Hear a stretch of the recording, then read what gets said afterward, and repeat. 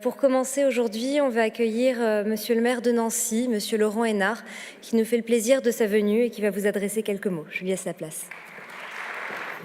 Je le disais à mon ami le docteur Boyer, que je salue, qui préside l'ordre dans le département, et qui, si j'ai bien compris, au Conseil national travaille sur la question des jeunes médecins, que j'étais content d'avoir gagné une élection sans faire campagne, puisque je vois que je suis en plus d'être maire député, ce qui... Je vous remercie. Voilà, ça m'a droit au cœur. C'est un beau cadeau. Alors, plus sérieusement, je l'ai été quelques années. Et le point de vue justement d'un parlementaire et d'un maire sur ces affaires de médecine ne sont pas du tout les mêmes.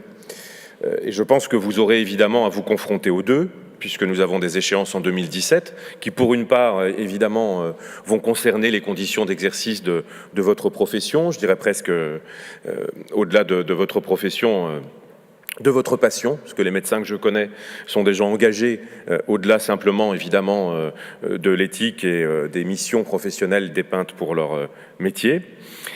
Vous aurez sûrement à faire bouger les lois, faire bouger les textes et les règlements, mais je crois qu'il faut que vous ayez en tête, et notamment vous qui êtes médecin généraliste, il faut que vous ayez en tête que les élus locaux sont vos premiers alliés. Voilà. Je crois que l'intérêt qu'il y a à travailler avec des élus locaux, c'est qu'évidemment pour eux il n'y a pas de dogme, ils regardent les réalités. Ils ont avant tout en charge le bien-être des gens, ce qui, pour vous, est aussi la première de vos missions. Et ils cherchent le moyen le plus efficace, le moyen le plus simple aussi, le plus compréhensible par nos concitoyens pour réussir à améliorer la vie des habitants qu'ils ont sur leur territoire. Et évidemment que la santé, c'est le premier sujet, ou en tout cas un des tout premiers sujets qui concerne les habitants et les habitantes d'un territoire. Moi, je voudrais en porter témoignage comme maire de Nancy. Si dans le débat national, le sujet de la santé est souvent assez peu présent, et quand il l'est généralement de manière dramatique, une phrase malheureuse, une expression mal pensée qui oblige à nettoyer les sites internet et à mettre en place rapidement des groupes de travail. Au niveau d'un territoire, au niveau local, le sujet de la santé est présent partout. Et il ne l'est pas seulement en zone rurale, il l'est aussi en ville.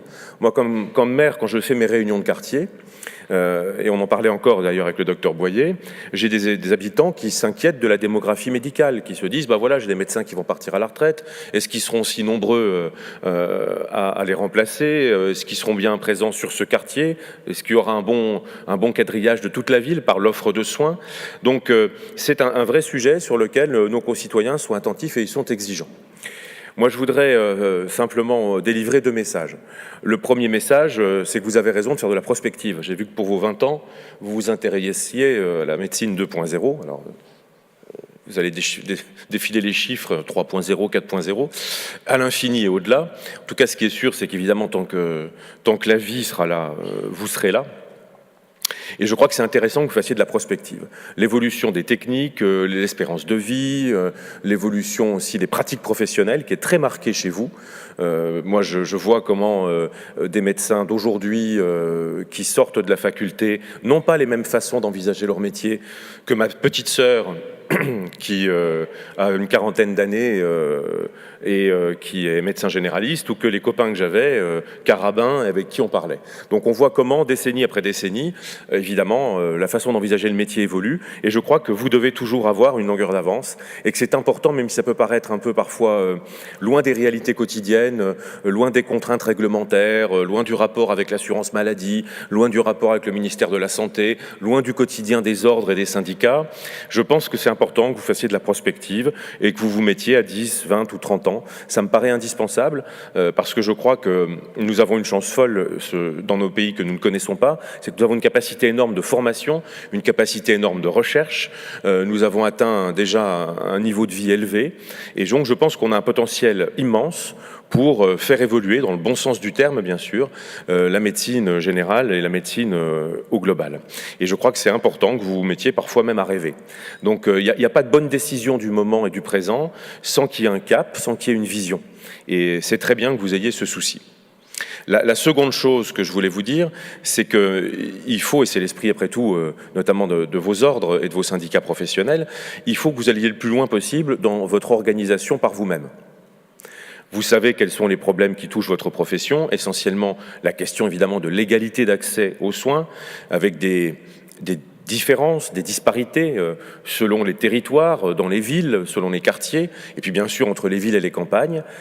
Je pense que plus vous serez en mesure de proposer vous-même des solutions que vous porterez, plus vous éviterez que les réglementations vous tombent dessus, un peu comme la lame de la guillotine tranche la tête.